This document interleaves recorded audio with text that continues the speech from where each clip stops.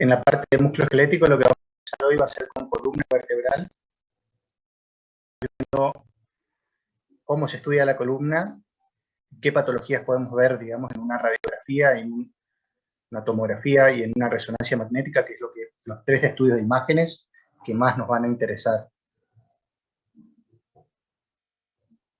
Después de esta parte vamos a ver un poco más en profundidad lo que es la columna y vamos a ver otras lesiones musculares y de otras partes del cuerpo, digamos, ¿bien? Para después pasar a la parte neurológica, digamos, que van a ver un poco más también, ¿bien?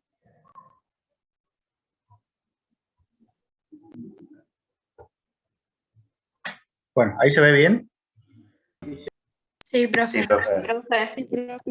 Bueno, como les dije, vamos a ver primero la parte de anatomía y los métodos de examen que vamos a utilizar. Básicamente van a ser radiografía, resonancia magnética, la tomografía, como ya les mostramos la vez pasada, acuérdense que no solamente se utiliza muy bien para ver lo que es el parénquima pulmonar, junto con la radiografía, sino que en la columna, en la parte ósea, siempre vamos a hacer el primer estudio en una radiografía, ¿bien? Si necesitamos ver más en detalle las estructuras óseas, el otro método que es muy similar que utiliza radiación X, y es muy similar, pero con mucha más resolución, es la tomografía, que ve muy buena definición la parte ósea, digamos. En resonancia magnética, al igual que en ecografía, va a ser para ver las partes blandas en muy buena resolución. Entonces, vamos a tener en la columna vertebral un componente óseo que lo vamos a ver muy bien con radiografía y mucho mejor con tomografía. Si vamos a necesitar ver las partes blandas, en columna vertebral nos vamos a ir a la resonancia magnética. Básicamente lo que buscamos ver en la resonancias de las partes blandas son las articulaciones interapofisales, digamos, interfacetarias, y la altura de los discos intervertebrales, ¿bien? Que puede mostrar degeneración o no. Bueno, la anatomía de la columna vertebral, básicamente todos la conocemos, recordemos como lo normal, digamos, que hay 33 vértebras aproximadas, van variando, acuérdense que las cervicales son 7, las dorsales 12, que en el extremo superior de la columna las cervicales siempre van a ser muy constantes, bien, cuando vamos bajando, descendiendo hacia los lumbares, las sacras y coxigias, vamos a ver que existen fusiones o incluso divergencia en la cantidad de números de los cuerpos vertebrales, simplemente porque para arriba somos muy constantes en el número y cantidad de cuerpos vertebrales y que cualquier alteración a ese nivel va a ser más patológica que una alteración en el número de cuerpos vertebrales hacia el sentido lumbar o sacro, donde pueden haber fusiones o incluso hemivértebras o un mayor número de vértebras fusionadas, por ejemplo, que carecen tanto de relevancia, digamos. ¿Bien? Bueno. Acuérdense la anatomía básica de lo que es un cuerpo vertebral. Tenemos el cuerpo vertebral, un pedículo que conecta con la apófisis transversa, una lámina que conecta con la apófisis espinosa, que en conjunto forman conducto medular, y que el pedículo hacia arriba, junto con la pars interarticular, digamos que vamos a denominarla como junto a la lámina al pedículo, vamos a tener la formación del techo o el piso, en caso de que estén las dos vértebras en conjunto, de lo que es el agujero intervertebral o el agujero de conjunción, por donde emergen las raíces nerviosas, ¿bien? Esas son las partes más importantes que van a servir para ir viendo las cosas que vamos a ir necesitando ver. Sobre todo para lo que más nos interesa son las radiculopatías, por ejemplo, ¿bien? Bueno. En estas articulaciones van a ver que por arriba de lo que es el pedículo y lo que es la pars interarticular, hay también articulaciones sinoviales, digamos, que se articulan inmediatamente con las vértebras superiores, ¿bien? No solamente el cuerpo del disco intervertebral va a tener contacto y una articulación con el cuerpo vertebral inmediatamente superior, que también nos interesa mucho el disco, pero también hay otras articulaciones y ligamentos que se conectan con las pars interarticulares de las apófisis transversas y espinosas, ¿bien? Hay ligamentos y otras articulaciones en la pars interarticular, ¿bien? Bueno. Vamos a poner el puntero.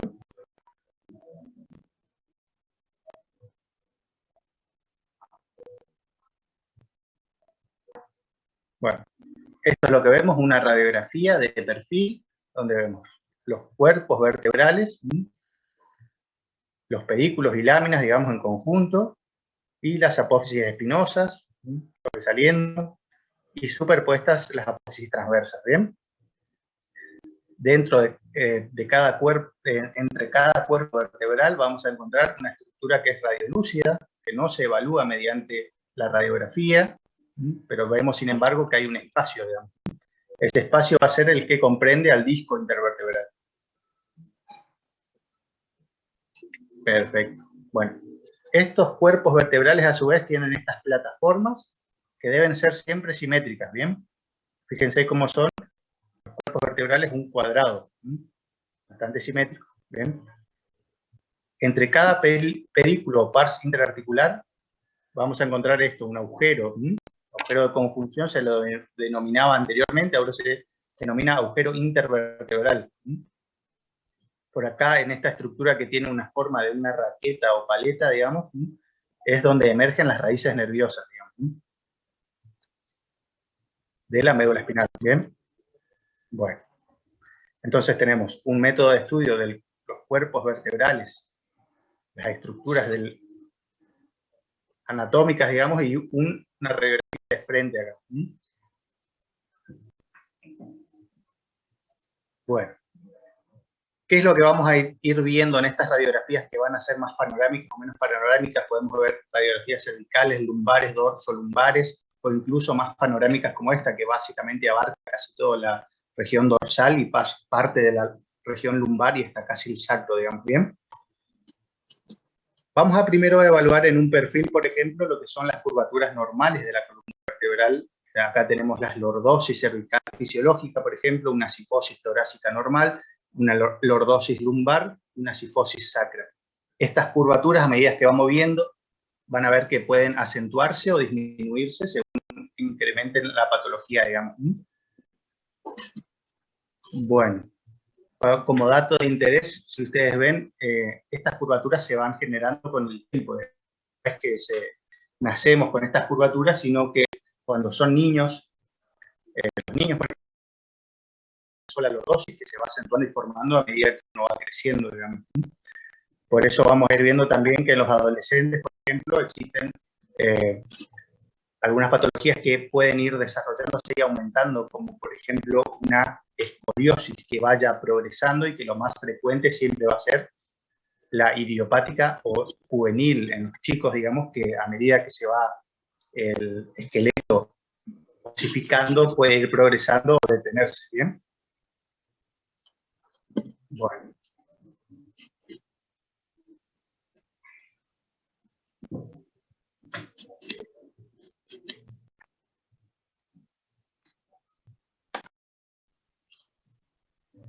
Como habíamos dicho, existen curvaturas normales en lo que es la columna vertebral. En este caso tenemos radiografías de ejemplo por debajo y encima tenemos reconstrucciones tomográficas en 3 dimensiones para visualizar la misma patología. En la radiografía primera tenemos una rectificación de la lordosis cervical fisiológica, ¿ven? Como la curvatura normal de convexidad se pierde, digamos, y queda rectificada la columna cervical. Bueno, en este caso vemos una lordosis cervical fisiológica conservada, con una curvatura o convexidad izquierda,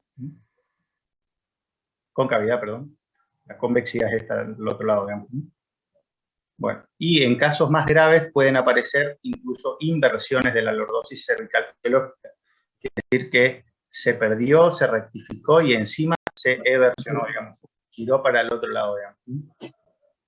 Decime.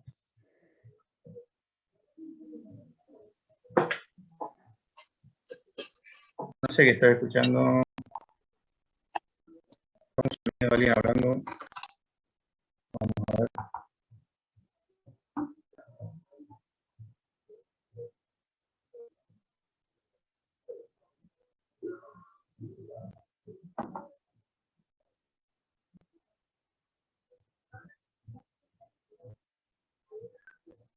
Bueno.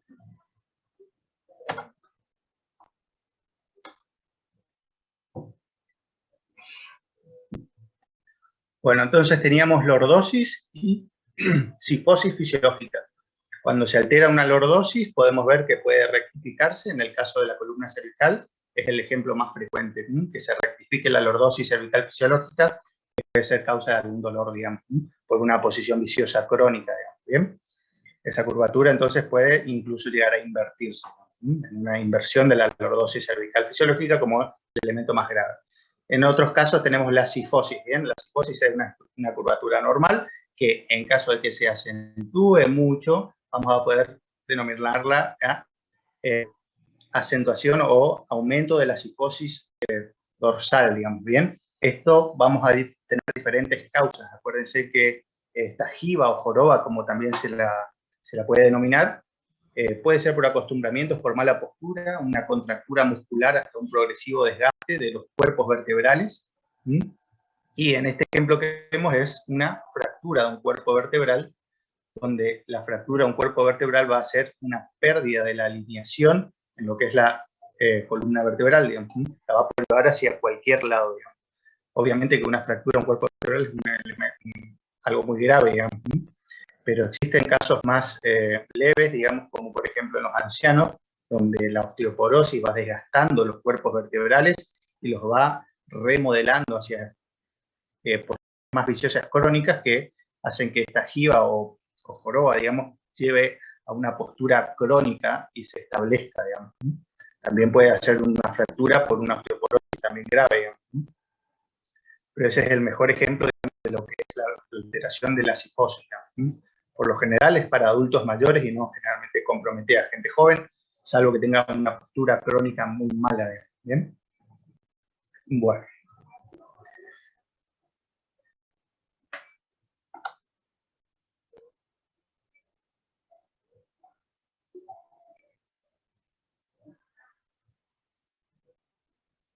Escoliosis, entonces, vamos a ver ahora que existen no solamente desviaciones en el eje sagital, sino que en el plano coronal o en el plano de frente podemos evaluar laterodesviaciones hacia la derecha o a la izquierda, ¿bien?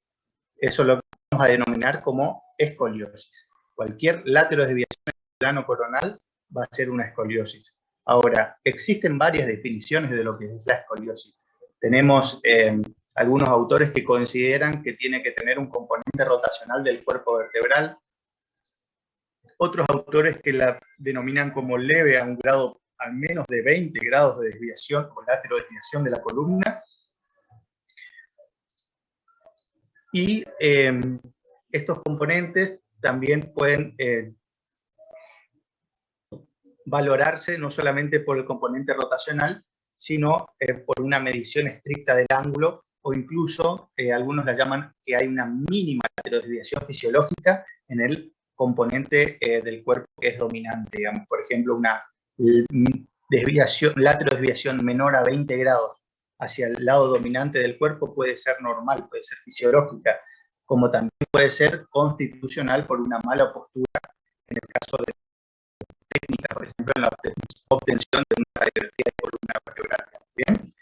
Lo que vamos a tomar como real, digamos, es que cualquier laterodesviación de la columna podemos llamarla escoliosis, digamos. ¿Bien? Ahora, hay un pequeño grado de desviación hacia el lado dominante del cuerpo que va a ser fisiológico, digamos, que mínimamente puede haber una laterodesviación, digamos. Técnicamente, si queremos ser muy estrictos, va a ser 20 grados, digamos. Tiene que superar los 20 grados de laterodesviación para poder decir que no es algo constitucional del cuerpo normal, digamos, ¿bien? Para que sepan más o menos, pero van a encontrar diferentes definiciones en diferentes libros, digamos, de lo que es una escoliosis. Algunos consideran incluso que tiene que tener el componente rotacional de los cuerpos vertebrales. Bueno, esto es lo que les venía diciendo. Acuérdense que las curvaturas normales tenemos lordosis fisiológica y cifosis fisiológica. Alteración de esas curvaturas llevan a diferentes patologías. Bueno, dentro del plano coronal vamos a tener laterodesviaciones que son escoliosis. Bien, pueden ser escoliosis de curvaturas a doble curvatura o curvatura simple, digamos, o una sola curvatura, de convexidad izquierda y concavidad compensatoria, digamos. a doble curvatura también se le suele denominar, digamos. Y dentro de las causas de la escoliosis, como vimos, causas de cifosis y de aumentos de la lordosis, vamos a ver que la más frecuente es la idiopática o juvenil, digamos, que no tiene ninguna otra asociación y son totalmente asintomáticas. Pero existen diferentes causas más raras, digamos, dentro de lo que son las escoliosis, como pueden ser anomalías en fusión de los cuerpos vertebrales o incluso la aparición de hemivértebras, que son causas más raras, digamos. Pero recuerden que la más frecuente es la idiopática o juvenil, digamos, también se le puede nombrar. Bueno, esto es lo que les venía diciendo, que existe una curvatura lateral imperceptible, que puede ser simplemente por una dominancia del cuerpo hacia ese lado. Acá podríamos decir que hay una laterodesviación de convexidad derecha o concavidad izquierda, digamos, que podría ser informado como algo constitucional, digamos, ¿ven? En cambio, en este componente, digamos, vemos que los pedículos, que son los ojitos, digamos, que se ven por acá, los pedículos de los cuerpos vertebrales están representados por estos ojitos, digamos. Vamos a ver que están mirando hacia un lado y nos va a indicar que tienen un componente rotacional de los cuerpos vertebrales, que así vamos a poder definir que esta sí es una escoliosis que teóricamente estaría superando los 20 grados, y esto simplemente es una laterodesviación constitucional o fisiológica, probablemente por dominancia del cuerpo, o también puede ser por postural, digamos. Que no tenga relevancia, digamos, si esta sea una verdadera escoliosis. ¿Bien? Bueno. Existen diferentes métodos también para medir lo que es la escoliosis. El más frecuente es la medición del ángulo de Cobb, que se basa simplemente en tener en cuenta una vértebra límite superior y una vértebra límite inferior para medir lo que es la curvatura y la curvatura compensatoria inferior, digamos. No vamos a indagar mucho en esto porque no nos interesa tanto las mediciones, simplemente cuando hay una escoliosis y si no hay una escoliosis. Lo que vemos en una escoliosis es que la gravedad no está dada, es asintomática, digamos. Está dada simplemente por el grado de afección que tenga la escoliosis sobre órganos, digamos. Por ejemplo, si es muy pronunciada hacia un lado, la laterodesviación puede producir la compresión de un uréter en el riñón, digamos, y generar una uronefrosis, que es la obstrucción en el flujo de la orina, digamos, hacia la vejiga, o, por ejemplo, en una escoliosis torácica puede comprometer la ventilación de un lóbulo pulmonar, lo que ustedes ya saben que es una telectasia, por ejemplo, por mala ventilación de ese segmento pulmonar, digamos, ¿bien? Ahí eso es lo que importa en una escoliosis, digamos. Eso es lo que nos daría la clínica una escoliosis. Si no, las escoliosis son completamente asintomáticas y simplemente tienen una curvatura que a veces es compensatoria, que mantiene el peso, digamos, para compensar, digamos, las desviaciones, digamos. No tienen significación clínica y no tienen tampoco sintomatología, digamos.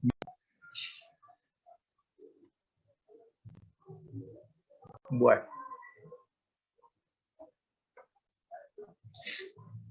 Esto es lo que les había dicho, que existen varias causas de escoliosis, no solamente la escoliosis idiopática, que es la más conocida de todas, y la más frecuente, que son básicamente juveniles o adolescentes. Existen causas neuromusculares, congénitas del desarrollo por fallo de una segmentación, traumáticas por las alteraciones que puede haber una osteoporosis, digamos, una fractura. Existen varias causas que son más raras y que cuando encontramos algo así, digamos, por ejemplo, en este caso tenemos un cuerpo vertebral por la mitad que se denomina hemivértebra. En una radiografía de frente vemos una alteración, una escoliosis de convexidad derecha, muy marcada, que en una radiografía la podemos diagnosticar como una hemivértebra, un cuerpo vertebral por la mitad que está haciendo una forma de cuña y desviando toda la columna o el eje de la columna hacia un lado. Estos casos que son más raros, que son más extraños, y tenemos que ver con más detalle la parte ósea, siempre se hace una tomografía con reconstrucción para poder valorar mejor qué está pasando en esta parte, en esta zona, digamos, ¿sí? Ver mejor la anatomía de los cuerpos vertebrales. Pero como dije, estas son causas más extrañas. Dentro de estas vértebras en forma de cuña también pueden haber fusiones de los cuerpos vertebrales que lleven a una laterodesviación, digamos. Puentes óseos, etcétera, digamos. Varias alteraciones anatómicas. Bueno. Como les dije, las escoliosis, digamos, por lo general son asintomáticas y la causa más frecuente siempre de consulta de dolor de espalda en adultos es por estudio de la columna, digamos.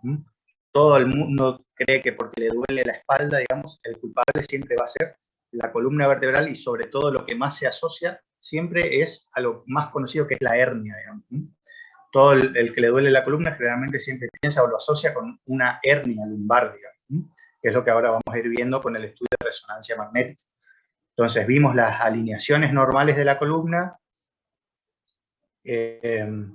básicamente, y la anatomía, y ahora vamos a ir ingresando un poco más a la parte de que es resonancia magnética, que es lo que más estudia la columna vertebral en sus partes blandas, digamos.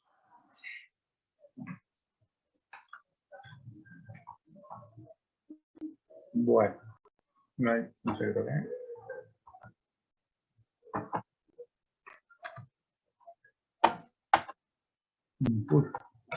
Un segundito.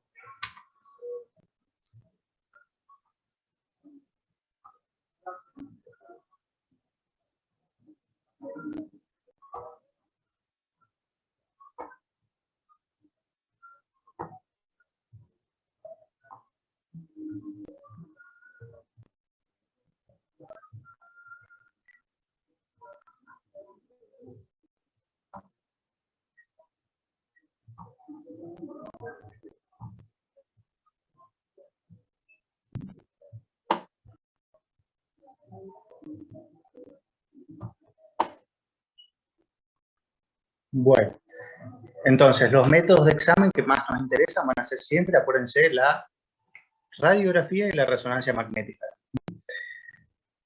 La radiografía lo vamos a definir como radiología convencional o radiología digital, no pasa nada, es lo mismo.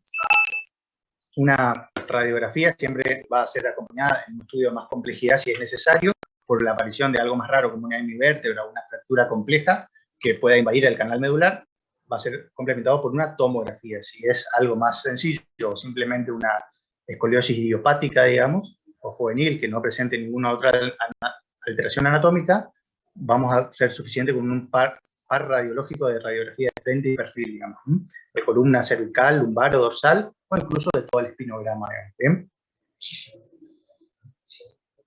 La mielografía es un estudio antiguo que ya no se utiliza más, simplemente se utilizaba para lo mismo que se hace la resonancia magnética, que es para ver las hernias discales, digamos. La tomografía computada algo evalúa la parte de blandas, o sea, podemos algo ver, digamos, lo que es el componente discal, pero se ve mal, y la magnética es el estudio ideal para evaluar el disco intervertebral. En el caso de la cámara gamma, que es un estudio de medicina nuclear, no le vamos a prestar mucha atención, pero es simplemente evaluar, por ejemplo, captaciones de un isótopo radioactivo, la glucosa, que se le inyecte para tratar de ver una metástasis que esté consumiendo mucha glucosa y se evalúa en la columna vertebral, digamos, para buscar metástasis, por ejemplo. Pero escapa mucho ya a lo que es la clase. Bueno, alineación vertebral anormal. Eso es lo que habíamos visto, las curvaturas en el plano de frente, la escoliosis. Acuérdense que las vamos a poder definir como convexidad derecha o izquierda, dextro o siniestro, si hacia la derecha hacia la izquierda, con curvaturas complementarias, a doble curvatura, son todo el léxico normal nomás. Las curvaturas en el plano de perfil, acuérdense, las normales son las lordosis y sifosis, algunas pueden ser rectificadas o volverse pronunciadas. Una sifosis pronunciada por alguna causa, una lordosis que se rectifica o una inversión de la lordosis. Bueno, a esto vamos a agregarle que los cuerpos vertebrales también tienen su alineación. A medida que vamos descendiendo, vamos a ver que esto es mucho más frecuente, que la desviación de un cuerpo vertebral hacia adelante o hacia atrás puede ser una retrolistesis o una anterolistesis. Listesis quiere decir simplemente que el cuerpo vertebral se desplaza sobre uno sobre el otro, digamos. Puede ser anterior o puede ser posterior. En este ejemplo vemos una resonancia nuclear magnética donde vemos muy bien la estructura de lo que son los discos intervertebrales. Acuérdense que el disco intervertebral está compuesto por un núcleo pulposo de agua y un anillo fibroso rodeado que es hipointenso. Es fibroso, digamos, no contiene agua, entonces se ve negro, digamos. El agua en resonancia magnética, en T2, que son las secuencias que después vamos a ir viendo un poquito más, se ve blanca, digamos. El canal medular se ve muy bien. Acuérdense que la médula espinal no sobrepasa lo que es la lumbar 2, digamos. Está entre el lumbar 1 y el lumbar 2 como variante, y después ya viene la filum terminal o la cola de caballo, que son simplemente las raíces emergentes o terminales.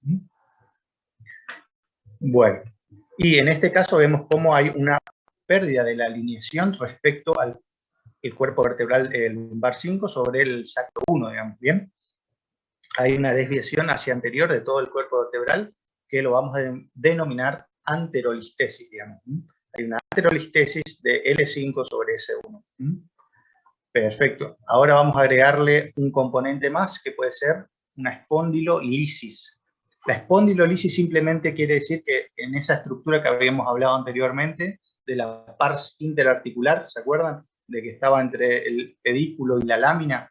Bueno, esa pars interarticular se puede fracturar o quebrar o romper, digamos, por traumas crónicos, digamos, por sobrepeso, por ejemplo, que absorbe todo lo que es la columna lumbosacra, digamos, mayoritariamente, y por eso se ven mucho más frecuentes en esta parte, no solo las hernias, sino también estas anterolistesis, retrolistesis o espondilolisis, que simplemente es la rotura de esa pars interarticular, que en una radiografía clásica, digamos, oblicua, era la proyección del Pachel para que rompe el pedículo, digamos, en la sección del pedículo, que, bueno, estas son radiografías más anecdóticas que otra cosa, porque básicamente en una resonancia ya se ve muy bien, y en una radiografía de perfil también vamos a ver cómo está el desplazamiento anterior de un cuerpo vertebral, digamos. Esto puede dividirse en diferentes grados. Acuérdense que es en porcentaje, 25% como el grado más leve, que no llega al 25%, al 50%, al 75% o al 100%, con los diferentes grados de 1, 2, 3 y 4. En caso de una anterolistesis o una retrolistesis. Bueno, entonces, ¿cómo lo definimos a una espondilolistesis versus una lisis? El desplazamiento de un cuerpo vertebral hacia adelante o hacia cualquier lado, hacia adelante o hacia atrás, va a ser una listesis, perdón. Y la ruptura de la pars interarticular del pedículo a la lámina es una lisis, entonces es una espondilolisis. Este puede estar componente asociado o no al desplazamiento del cuerpo vertebral. Perfecto. Generalmente el mecanismo es una fractura, un traumatismo, digamos, o incluso una debilidad congénita, digamos, de esa región que genere que se desplace el cuerpo vertebral. Generalmente, acuérdense, siempre es en la columna lumbar, digamos, que es la que más soporta peso, y pueden ser asintomáticos o sintomáticos dependiendo de qué estructura puedan estar comprimiendo o no.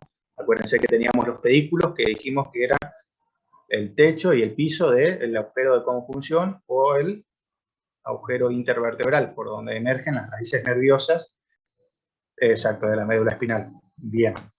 Acuérdense también que hasta L2 o L1 nomás llega a la médula espinal, después ya viene el filum terminal, que por lo cual también tienen raíces y emergencias, digamos, de los nervios, pero que cualquier alteración a este nivel puede ser que no tengamos médula espinal, digamos. No es lo mismo una compresión de una médula espinal a nivel cervical, donde tenemos una incluso intumescencia, digamos, que es un engrosamiento de la médula, que a nivel sacro, digamos, donde simplemente hay raíces nerviosas que pueden generar una radiculopatía, pero no nos van a afectar a la médula espinal, digamos.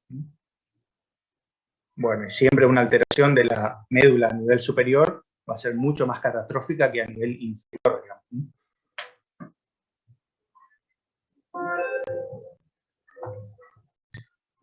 Bueno, esto es lo que le habíamos dicho, los grados de espondilolisis. Fíjense que acá tenemos radiografías de perfil, donde vamos a ver estos casos de anterolistesis, digamos. Fíjense que si uno traza una línea o va caminando por por los cuerpos intervertebrales se condicen unos con otros, digamos. Cuando tenemos un escalón, es cuando vamos a poder detectar que hay una anterolistesis del cuerpo vertebral, por ejemplo, en este caso, de la lumbar 4 sobre la lumbar 5, ¿bien? Entonces hay una anterolistesis de L4 sobre L5. Puede haber una espondilolisis o no. ¿Bien? ¿Sí? Una pregunta que no me quedó claro. Una listesis en sí, entonces sería una anterolistesis. Un desplazamiento hacia adelante o hacia atrás del cuerpo vertebral. Ajá, y eso sería necesariamente por una fractura. En cambio, espondilolistesis sí. Puede haber o no lisis, digamos, de la parte interarticular. Puede arrastrar todo el cuerpo vertebral o haber simplemente una lisis. O sea, se puede arrastrar completo con toda la parte posterior, digamos, las apófisis transversa y espinosa, o puede romperse y salir el cuerpo vertebral hacia adelante y permanecer la parte articulada con las facetas interarticulares superiores, digamos. Y en el caso de la espondilolistesis, ¿sí es con fractura, profe? Una espondilolisis de por sí es una fractura de la parte interarticular, o sea, no hay una fusión, hay una falta de fusión de esa parte que puede ser congénita o puede ser por debilitamiento y una fractura anterior vieja, digamos. Y una listesis es simplemente el desplazamiento que puede estar asociado o no a una listesis, digamos, a una lisis, perdón. Una listesis puede estar o no asociada a una lisis. ¿Bien? Ok, profe, gracias. Perfecto. Bueno, dentro de lo que es columna cervical también tenemos esto, que es simplemente la medición de Tork-Pavlov, no sé si conocen, de lo que es el diámetro del canal espinal, que se suele usar en algunos deportes, digamos, que es simplemente para evaluar el canal medular estrecho en una radiografía de columna cervical de perfil, que tiene algunos valores que casi ya no se ocupa, pero simplemente tiene que ser menor a 0,8, digamos, en un canal medular estrecho, en el índice de Tork-Pavlov para algunos deportes que generan muchos traumas a la columna cervical y que cualquier anomalía, como les dije, o lesión a este nivel siempre es bastante grave, digamos, ¿bien? Bueno, básicamente lo que se hace es medir el canal que queda entre la apófisis espinosa y el cuerpo vertebral, sacando un índice para que sea menor a 0,8, digamos. Bueno.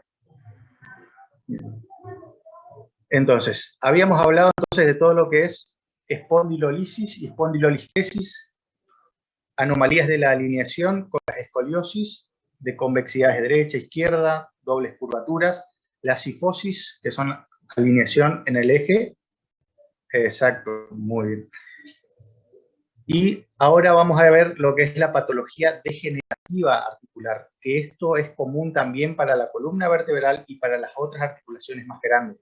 ¿Bien? Todo esto en conjunto puede estar en la columna vertebral. Una escoliosis o con una cifosis, con patología degenerativa articular, con una anterolistesis, con lisis, esté comprometiendo por cambios degenerativos articulares un agujero de conjunción o el canal medular y generando la patología que estemos buscando, digamos. ¿Bien?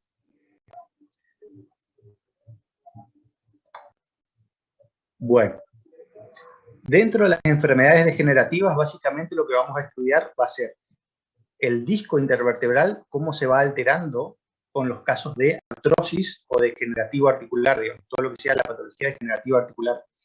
Un disco disminuido de altura nos va a estar diciendo que hay una patología degenerativa del disco. La degeneración del agua que presenta el núcleo pulposo del disco va a generar que se deshidrate y va a ser un indicador también de una inminente disminución de altura del cuerpo del disco intervertebral, que va a ser un cambio degenerativo del mismo. La esclerosis subcondral que tienen todas las articulaciones, que son básicamente cuando se pierde el cartílago articular que reviste las articulaciones y genera mayor depósito de calcio por rozamiento de estas estructuras. Nódulos de Ashmore, que básicamente son hernias intraesponjosas, no solamente el disco puede herniarse hacia el canal medular o hacia las agujeros de conjunción o agujeros intervertebrales, sino que también pueden romper las plataformas de los cuerpos vertebrales e introducirse en la región esponjosa de los cuerpos vertebrales. Todo esto del estudio del disco básicamente va a estar obligadamente limitado al estudio de resonancia magnética.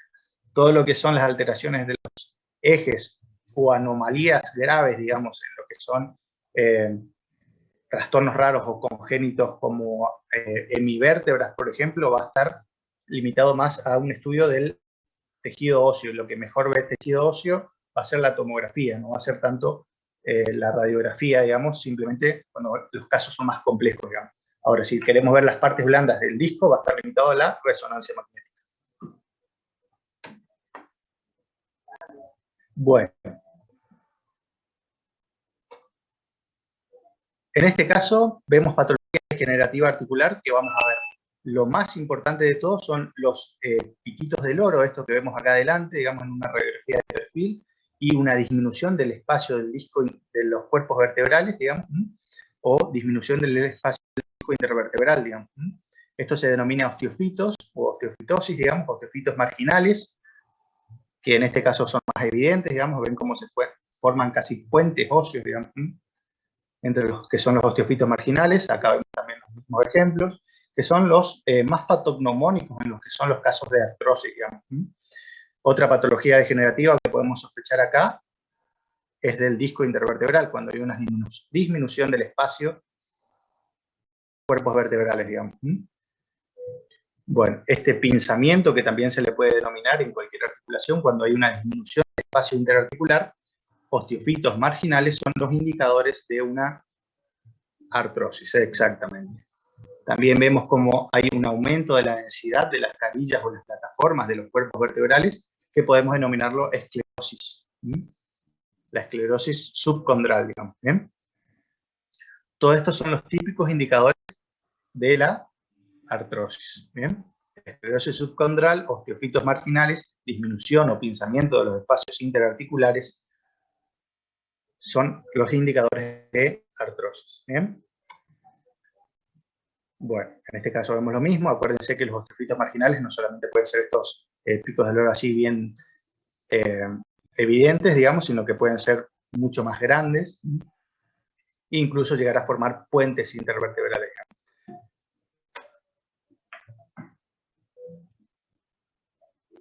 Bueno, más de lo mismo, en radiografías de frente, como se ven los osteofitos marginales que sobresalen a los lados. En una radiografía de perfil, los osteofitos marginales visibles, digamos. Bueno, los signos de artrosis que vimos, el pinzamiento, esclerosis y osteofitos son los más frecuentes. Eso va a ser lo que más nos vamos a enfocar en todas las articulaciones. Existen algunas otras anomalías que vamos a poder detectar en radiografías, como son, por ejemplo, este cuerpo vertebral,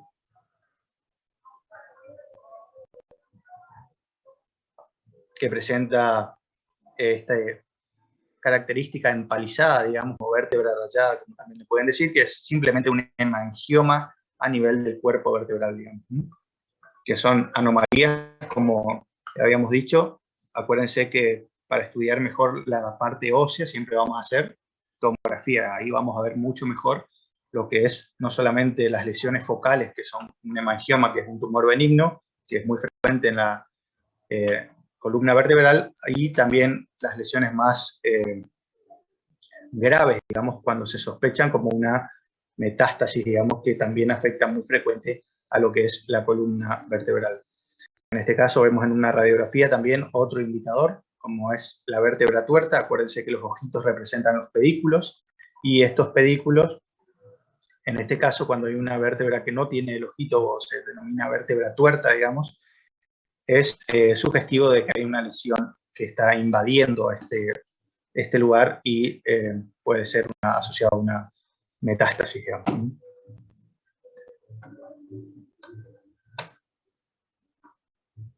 Bueno, acuérdense también lo que les había dicho, cualquier alteración en la alineación no solamente puede ser por una postura o idiopática, digamos, una marcada cifosis puede ser no solamente muscular, sino que también puede verse en los más ancianitos, digamos, las personas mayores, por una osteoporosis que el signo clásico de la osteoporosis es esta vértebra que se llama también de pescado, digamos, que es simplemente porque tiene una concavidad bilateral, digamos. Es cóncavo por ambos lados, digamos, y forma esta característica vértebra de la osteoporosis, digamos.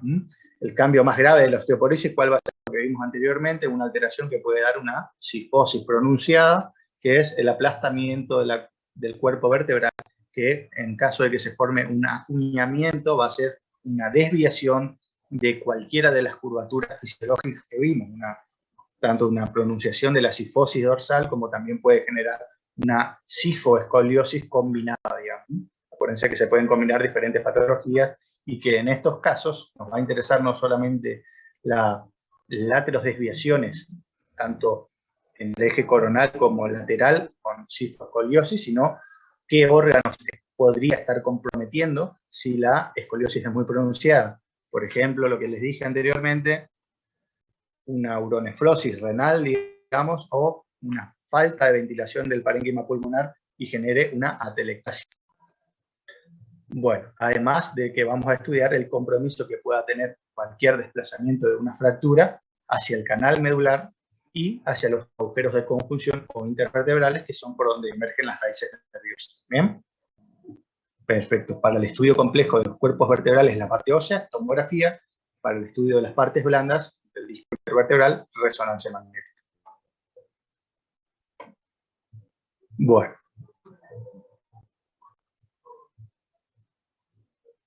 Este es un caso más raro, digamos. Fíjense cómo les había dicho que los puentes osteospitarios pueden generar fusiones de los cuerpos vertebrales, digamos, cuando los osteofitos son muy marcados, y existe una patología también que no solamente todos los osteofitos van a ser por cambios degenerativos articulares, sino que en este caso siempre hay excepciones. A veces aparece esta enfermedad inflamatoria que se llama espondilitis anquilosante, digamos, que genera unos puentes interóseos en todos los ligamentos que existen en los cuerpos vertebrales, y se genera este aspecto en caña de bambú, se le denomina también, a lo que son las apófisis espinosas con los ligamentos totalmente fusionados por tejido óseo, digamos.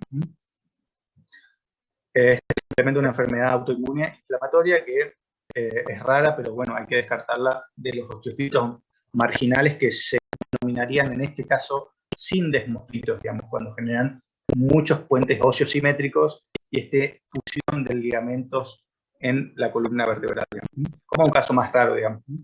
Pero también puede ser una causa de cifosis, digamos, y acuérdense que en los ancianos cuando hay fractura de los cuerpos vertebrales. Bueno, es más de lo mismo, el mismo caso, unos puentes osteofitarios, digamos, a diferenciarlos de lo que son los osteofitos marginales. Estudios tomográficos en un corte sagital, donde vemos también los puentes osteofitarios, digamos, y acá vemos fusión de los ligamentos de las pars interarticulares, digamos, interapofisarios.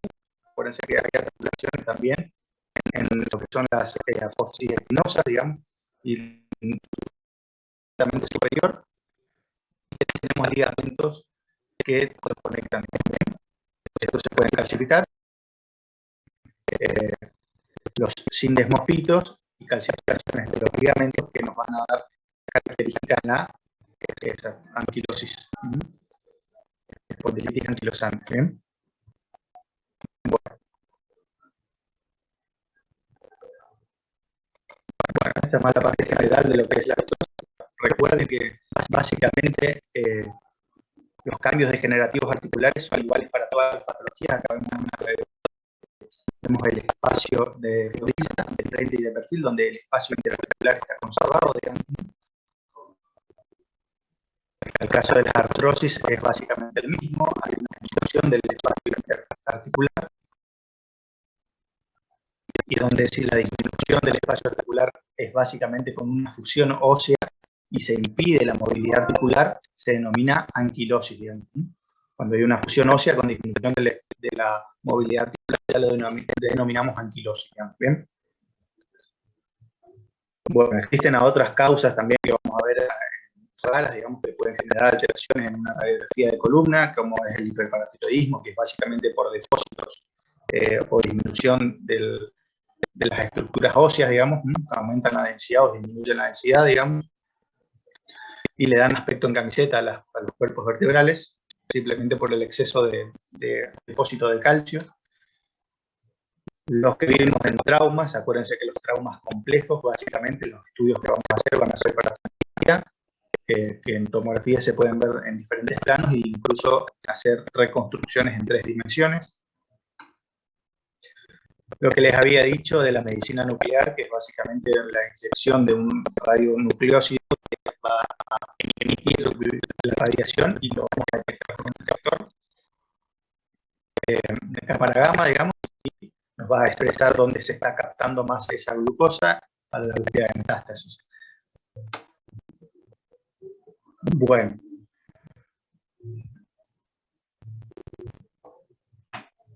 Vamos a ver algo más.